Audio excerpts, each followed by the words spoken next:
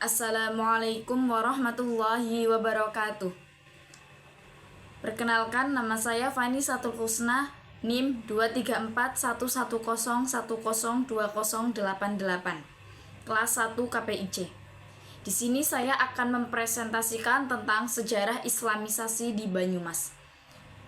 Islamisasi di Banyumas dimulai sejak abad ke-16 ketika Kesultanan Demak mengirimkan utusan untuk menyebarkan agama Islam di wilayah Banyumas.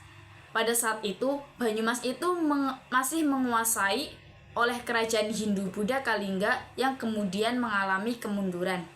Namun, dengan adanya agama Islam atau masuknya agama Islam di Banyumas, kerajaan Hindu-Buddha itu tidak berjalan dengan mulus. Ada beberapa gelombang penyebaran agama Islam menghadapi perlawanan dari penduduk setempat yang masih menganut agama Hindu-Buddha.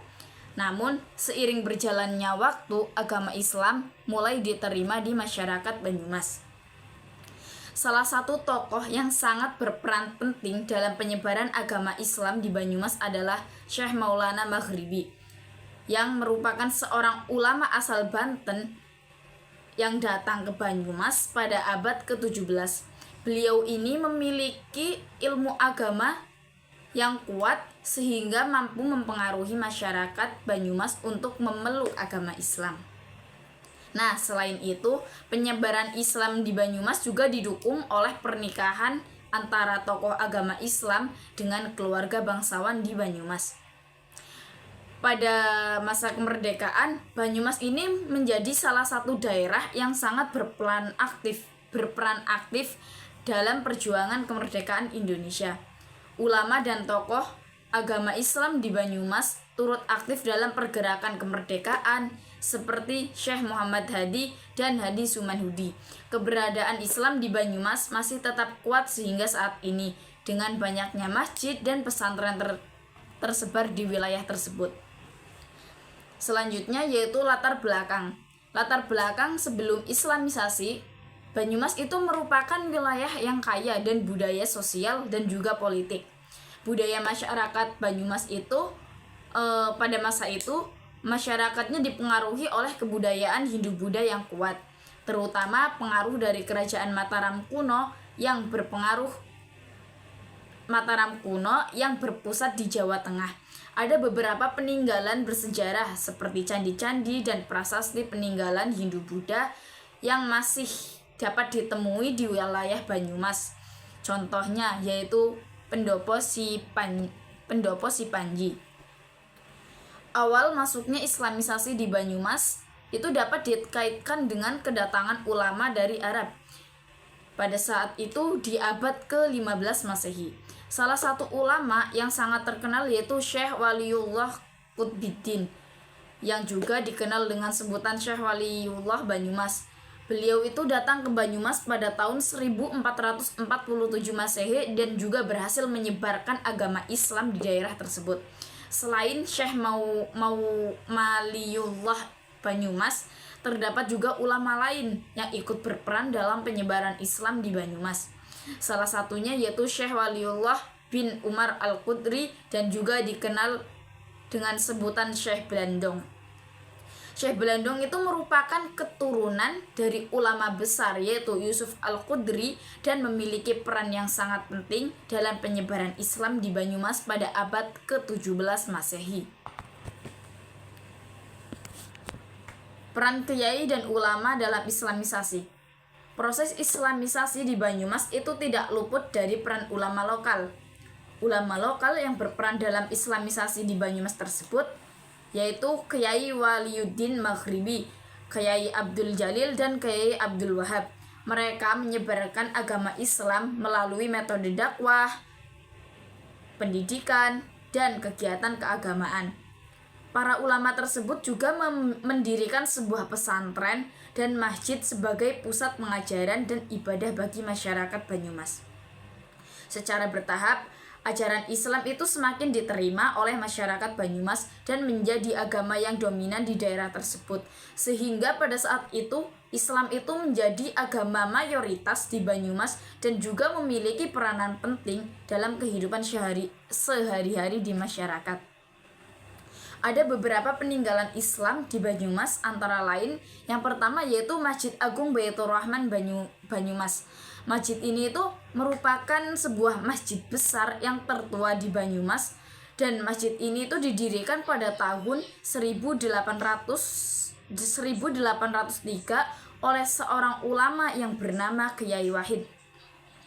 Masjid ini memiliki arsitektur yang khas dan juga pilar-pilar kayu yang besar dan atap yang tinggi.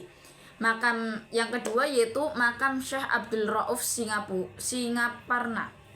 Syekh Abdul Rauf Singaparna adalah seorang ulama yang banyak berjasa dalam penyebaran agama Islam di Banyumas.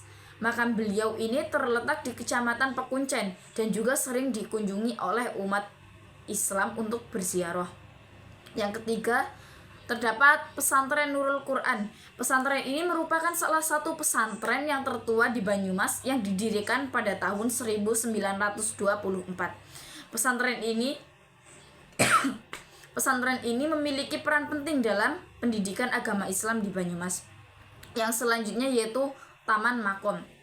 Taman Makom ini yaitu sebuah majelis komunitas yang merupakan komplek tempat ibadah yang memiliki pusat kegiatan keagamaan yang terdapat di Banyumas.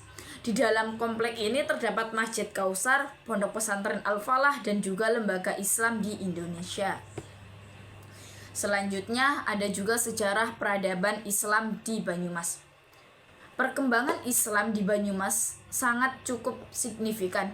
Banyumas adalah salah satu daerah di Jawa Tengah, Indonesia yang memiliki sejarah panjang dalam peradaban agama Islam di wilayah tersebut. Sejarah penyebaran Islam di kota Banyumas ini dimulai pada abad ke-16 ketika para pedagang Arab dan Cina itu berdagang di Pelabuhan Anyer dan Cirebon.